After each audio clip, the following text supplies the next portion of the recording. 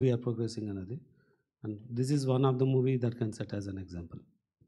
రోషన్ గారు ఈ సినిమాలో ప్రభాస్ ఫ్యాన్గా కనిపించబోతున్నారని తెలిసింది. అదొకటేనా? ఏదో ఒక పాట, ఏదో చిన్న గ్లిమ్స్ ఏదో చూసాం బయట.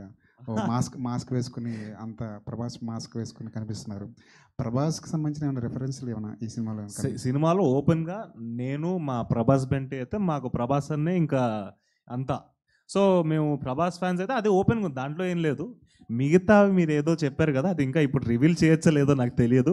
బట్ కొన్ని సీక్వెన్సెస్ అయితే ఉన్నాయి, బికాస్ మేమిద్దరం ప్రభాస్ ఫ్యాన్స్ కాబట్టి, ఈ పర్టికులర్ క్యారెక్టర్స్ ప్రభాస్ అని బాగా ప్రేమిస్తారు కాబట్టి చాలా మూమెంట్స్ క్రియేట్ చేశాడు. అండ్ సందీప్ రాజ్ కూడా ప్రభాస్ అన్న ఫ్యాన్ కాబట్టి మినిమం కంటెంట్ ఉండేలా చూసుకున్నాడు. Thank you. సందీప్ ఇక్కడ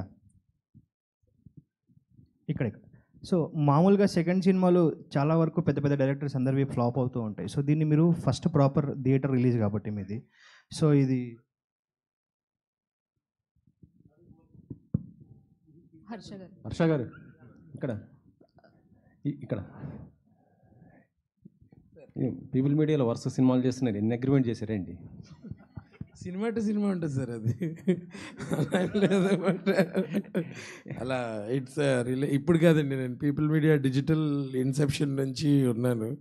but now we're successfully doing films and I'm really happy to be a part of ఇంత మంచి ఇన్స్టిట్యూషన్. ఎందుకంటే దీనివల్ల చాలామంది they are you know progressing and prospering. So yeah, అందుకని ఇంకా ఉంటాయి, చాలా ఉంటాయి అంత సార్.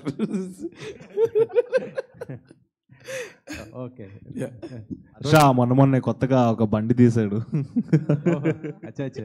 రోషన్ గారు సార్ ఇక్కడే.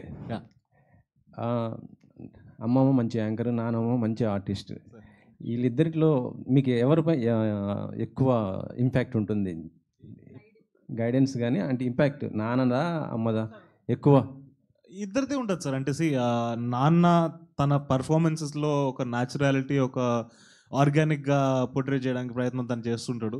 అండ్ అమ్మ స్పాంటేనిటీ, అది నాకు బై మిస్టేక్ కూడా ఇంకా రీచ్ కాలేదు, బట్ అది ట్రై చేస్తున్నాను ఆ స్పాంటేనిటీని పొందడానికి. సో ఇద్దరు ఇంపాక్ట్ ఉండాలి, ఉంటుంది కూడా. Okay sir. విశ్వ గారు